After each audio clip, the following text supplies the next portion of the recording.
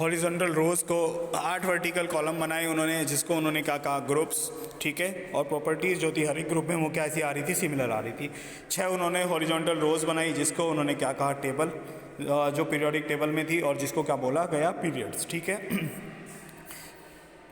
Properties of elements in a period are different. हर एक element जो हैं उनके वो पीरियड में होते हैं, उनकी प्रॉपर्टीज़ क्या होती है, डिफरेंट होती हैं। और कुछ ग्रुप्स हैं जो मॉडर्न पीरियोडिक टेबल में बनाए गए, ठीक है। नेक्स्ट बात करते हैं, मेंडलीव ने क्या किया, कुछ पीरियोडिक टेबल में कुछ क्या रखे गए, गैप्स रखे, ठीक है। वो गैप्स कैसे रखे कि कुछ जो एलिमेंट्स थे जिनकी प्रॉपर्टीज़ मैच नहीं कर रही थी, ठीक है। जैसे एक ग्रुप में सेम एलिमेंट्स आ रहे थे तो उनकी प्रॉपर्टीज़ मैच नहीं कर रही थी, तो उन्होंने क्या कहा कि यहाँ पे कुछ एलिमेंट्स ऐसे आएंगे जो डिस्कवर होंगे, तो उसके लिए आने वाले टाइम में जो डिस्कवर होंगे उसके लिए उन्होंने क्या कर दिया, गैप रख दिए। जैसे कि स्कैंडियम हो गया, जर्मेनियम हो गया, गैलियम हो गया, इन सब के लिए इन्होंने क्या किया था, स्पेसेस बनाए थे जो कि बाद में डिस्कवर हुए। एडवांटेजेस क्या थे, तो मोर सिस्टमेटिक तरीके से हम एलिमेंट्स की स्टडी कर पाए, क्लासिफिकेशन बाकी सभी से ज़्यादा अच्छा था, प्रिडिक्शन किया इन्होंने कि एलिमेंट्स जो हैं आने वाले टाइम में और अच्छे से डिस्कवर होंगे। और क्या कहा इन्होंने कि जो कुछ एटॉमिक मास था कुछ एलिमेंट्स का वो सही से हमें नहीं पता था, तो वो भी इन्होंने क्या कर दिया, सही से कैलकुलेट कर लिया, ठीक है। ड्रॉबैक्स क्या थे, पोजीशन ऑफ आइसोटॉप्स अच्छे से नहीं रख पाए, ठीक है, क्योंकि एटॉमिक मास के अकॉर्डिंग अरेंज किया था। एक ही एलिमेंट के जो आइसोटॉप्स आ रहे थे वो एक से ज़्यादा प्लेसेस में रखे गए थे, तो ये पीरियड क्या था, इनका ड्रॉबैक था।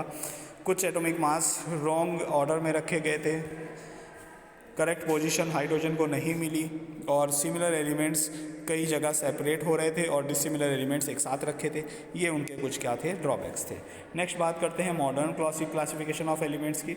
सो limitation in the periodic table of Mendeleev led to the conclusion that atomic mass could not be basis of the classification of elements। अब सभी साइंटिस्ट ने इतना ट्राई कर लिया था एटॉमिक मास के लिए, तो अब ये समझ में आ गया कि एटॉमिक मास के अकॉर्डिंग एलिमेंट्स को सही से अरेंज नहीं किया जा सकता। तो हेनरी मूसले 1913 में उन्होंने दूसरे तरीके से, मतलब बेस बनाया उन्होंने किसको, एटॉमिक नंबर को, और एटॉमिक नंबर को इंक्रीजिंग एटॉमिक नंबर के अकॉर्डिंग उन एलिमेंट्स को अरेंज किया जिसमें कि उन्होंने पाया कि प्रॉपर्टीज़ फिर भी रेगुलर इंटरवल पे क्या हो रही हैं, रिपीट हो रही हैं। इसी को उन्होंने क्या कहा, modern periodic law.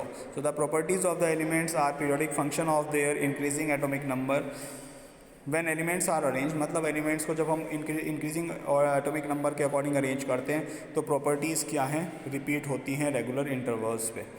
Modern periodic table is a systematic arrangement of elements in certain groups and periods when the elements are arranged in order of their increasing atomic number, ठीक है। कैरेक्टरिस्टिक्स क्या हैं, कुछ कॉलम, वर्टिकल कॉलम में और horizontal रोज़ में इसको रखा गया है। वर्टिकल कॉलम को हम ग्रुप बोलते हैं और हॉरिजॉन्टल रोज़ को हम पीरियड्स बोलते हैं, ठीक है। सो 18 वर्टिकल कॉलम हैं जिनको ग्रुप्स बोला गया है। प्रॉपर्टीज़ जो हैं एक ग्रुप में एलिमेंट्स की वो सेम होती हैं। All the elements in same group have same number of valence electrons, ठीक है। वैलेंस इलेक्ट्रॉन जो है वो सेम होते हैं एक ग्रुप में। फॉर एग्जांपल हम बात करते हैं फर्स्ट ग्रुप की, तो वहाँ पे जो एलिमेंट्स होंगे सभी उनके जो वैलेंस इलेक्ट्रॉन होंगे कितने होंगे, 1। सेकेंड ग्रुप वाले ग्रुप में सभी एलिमेंट्स के जो वैलेंस इलेक्ट्रॉन है वो कितने होंगे, 2, ठीक है। और वैलेंसी से हमें क्या पता लग जाता है कि कौन से ग्रुप में है, ठीक है। वैलेंस इलेक्ट्रॉन से हम बता सकते हैं कि कोई भी एलिमेंट किस ग्रुप को बिलोंग करता है। फॉर एग्जांपल अगर जो आउटर मोस्ट सेल में 2 इलेक्ट्रॉन हैं तो हम कह सकते हैं कि वो सेकंड ग्रुप को बिलोंग करता है। 3 इलेक्ट्रॉन है तो हम बता सकते हैं कि वो 13th ग्रुप को बिलोंग करता है। 4 हैं तो 14th ग्रुप को। इस तरह से हम डिटरमाइन कर सकते हैं, ठीक है। एलिमेंट्स जो हैं 3 से 12 ग्रुप वाले उनको हम क्या बोलते हैं, ट्रांजिशन एलिमेंट्स बोलते हैं। 2 सेपरेट रोज़ हैं बॉटम में, नीचे आप अगर जो पीरियोडिक टेबल को देखोगे तो जिनको हम लेंथेनॉइड्स और एक्टेनॉइड्स बोलते हैं। 7 हॉरिजॉन्टल रोज़ हैं जिनको पीरियड्स कहा गया है। प्रॉपर्टीज़ जो हैं पीरियड्स के एलिमेंट्स की वो क्या होती हैं, सभी डिफरेंट होती हैं। Each period begins with alkyl metals accept first which starts from hydrogen. सभी पीरियड जो हैं वो एल्काइल मेटल्स से शुरू होते हैं, केवल पहले वाले को छोड़ के जो कि हाइड्रोजन से शुरू होता है। Number of shells in electronic, अगर जो नंबर ऑफ सेल्स की बात करते हैं तो नंबर ऑफ सेल्स हमें क्या बताती हैं, पीरियड बताती हैं। और वैलेंस इलेक्ट्रॉन्स क्या बताते हैं, ग्रुप्स बताते हैं। ये बात आपको याद रखनी है, इंपॉर्टेंट है। इसी के ऊपर क्वेश्चंस भी पूछे जाते रहे हैं बोर्ड एग्जाम में, ठीक है। सो मेटल्स और नॉन मेटल्स को अलग रखा गया है। लेफ्ट साइड में आप देखोगे ज़्यादा तो आपको मेटल्स मिलेंगे और राइट साइड में क्या मिलेंगे, नॉन मेटल्स मिलेंगे। आइसोटोप्स क्या होते हैं? आइसोटोप्स ऐसे एलिमेंट्स होते हैं जिनका सेम एटॉमिक नंबर होता है मगर एटॉमिक मास क्या होता है, डिफरेंट होता है। हाइड्रोजन के आइसोटोप्स आप स्क्रीन पे देख सकते हैं, हीलियम के आइसोटोप्स या कार्बन के आइसोटोप्स, क्लोरीन के आइसोटोप्स, यूरेनियम के आइसोटोप्स, ठीक है। आइसोबार्स क्या होते हैं? आइसोबार्स ऐसे एलिमेंट होते हैं जिनका एटॉमिक नंबर तो डिफरेंट होता है मगर एटॉमिक मास क्या हो, सेम हो। फॉर एन एग्जाम्पल आप देख सकते हैं आइसोबार का। नेक्स्ट बात करते हैं आइसोटोन्स क्या होते हैं? ऐसे एलिमेंट्स जिनमें क्या होता है, सेम नंबर ऑफ न्यूट्रॉन्स होते हैं, ठीक है, जिनमें क्या हो, सेम नंबर ऑफ न्यूट्रॉन्स रहे। जैसे कार्बन और ऑक्सीजन की बात करें 14 और 6 और 16 और 8, इस यहाँ 14 - 6 करोगे तो क्या आएगा 8 और 16 - 8 करोगे तो भी क्या आएगा 8। तो नंबर ऑफ न्यूट्रॉन्स क्या है दोनों में सेम, इसको क्या बोलते हैं, आइसोटोन, ठीक है। लेंथेनाइट और एक्टोनाइट ये हमने बात कर ही ली है कि लास्ट में पीरियोडिक टेबल की जो दो अलग से टेबल बनाई गई हैं, जो अलग से दो रोज़ बनाई गई हैं, वहाँ पे उसको क्या बोलते हैं हम, लेंथेनाइट्स और एक्टेनाइट्स बोलते हैं। एटॉमिक नंबर 58 से 71 तक लेंथेनाइट्स हैं और 90 to 103 तक क्या हैं, एक्टिनाइड हैं, ठीक है। नेक्स्ट बात करते हैं हेलोजन्स। तो ग्रुप 17 के जो एलिमेंट्स हैं, फ्लोरीन, क्लोरीन, ब्रोमीन, आयोडीन और एसिटाइन, यही क्या हैं हमारे, इनको हेलोजन्स बोला जाता है, ठीक है। मॉडर्न पीरियोडिक टेबल की मेरिट्स क्या हैं? तो बहुत ही इजीली हम फंडामेंटल प्रॉपर्टी जो कि क्या है, एटॉमिक नंबर, उसके अकॉर्डिंग उनको अरेंज किया गया है, ठीक है। हमें बहुत सारी प्रॉपर्टीज़ पढ़ने में बहुत ईजीली हम उनको पढ़ सकते हैं। मॉडर्न पीरियोडिक ने जो है एलिमेंट्स को इस तरह से अरेंज किया गया है कि हम बहुत सारी प्रॉपर्टीज़ उनको देख के बता सकते हैं इलेक्ट्रॉनिक कॉन्फ़िगरेशन से, और पीरियोडिक टेबल की हेल्प से हम ज़्यादातर प्रॉपर्टीज़ उनकी ईज़िली बता सकते हैं, ठीक है। तो ये आप एक बार इसको पॉज करके ये पढ़ सकते हैं, ठीक है, आसान है सभी। नेक्स्ट बात करते हैं पीरियड्स की कैरेक्टरिस्टिक्स क्या होती हैं।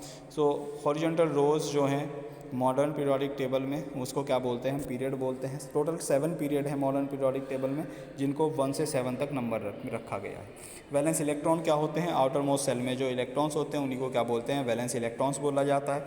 वैलेंसी की बात करें तो 1 से 4 तक अगर जो वैलेंस इलेक्ट्रॉन है तो वही उनकी वैलेंसी होती है, और 4 से ज़्यादा होते हैं तो 8 में से उसको माइनस कर लेते हैं तो वहाँ से क्या निकलती है, वैलेंसी निकलती है, ठीक है।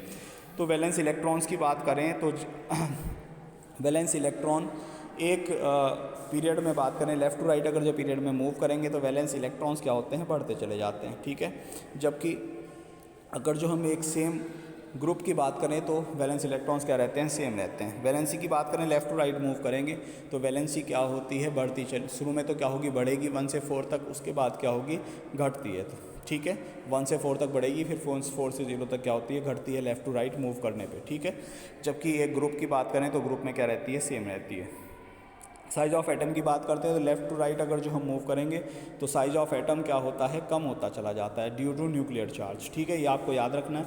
जबकि एक ग्रुप में हम ऊपर से नीचे जाते हैं तो क्या होता है, वो साइज बढ़ता चला जाता है, क्योंकि नंबर ऑफ सेल्स क्या होती हैं, बढ़ती हैं। नेक्स्ट बात करते हैं मेटेलिक कैरेक्टर। तो अभी हमने बात की थी लेफ्ट साइड में मेटल्स रखे गए हैं, राइट साइड में नॉन मेटल्स रखे गए हैं। तो लेफ्ट से राइट में मूव करेंगे तो मेटेलिक कैरेक्टर क्या होगा, घटता चला जाएगा, जबकि डाउन द ग्रुप जाएंगे तो मेटेलिक कैरेक्टर क्या होगा, बढ़ता चला जाएगा। ये आपको याद रखना है। केमिकल रिएक्टिविटी की बात करते हैं तो on moving left to right in a period the chemical reactivity of elements first decreases and then increases, ठीक है। लेफ्ट टू राइट जाएंगे तो पहले क्या होगी, डिक्रीज होगी, फिर इंक्रीज होगी।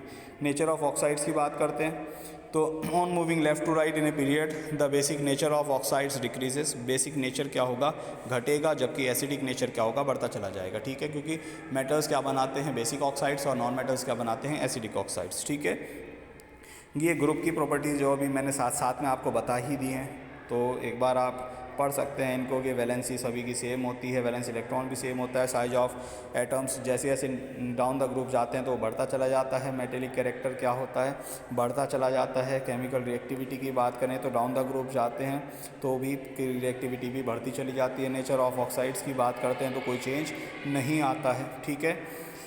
तो नेक्स्ट बात करते हैं आयनाइजेशन एनर्जी क्या होती है। तो मैक्सिमम एनर्जी जो कि एक इलेक्ट्रॉन को निकालने के लिए चाहिए होती है आउटर मोस्ट सेल में से, उसको क्या बोलते हैं, आयनाइजेशन एनर्जी बोलते हैं। नेक्स्ट बात करते हैं इलेक्ट्रोपॉजिटिविटी और इलेक्ट्रोनेगेटिविटी क्या होती है। So tendency of an element to gain electron और to attain negative charge It decrease with increase in atomic size. Non-metals are electronegative elements.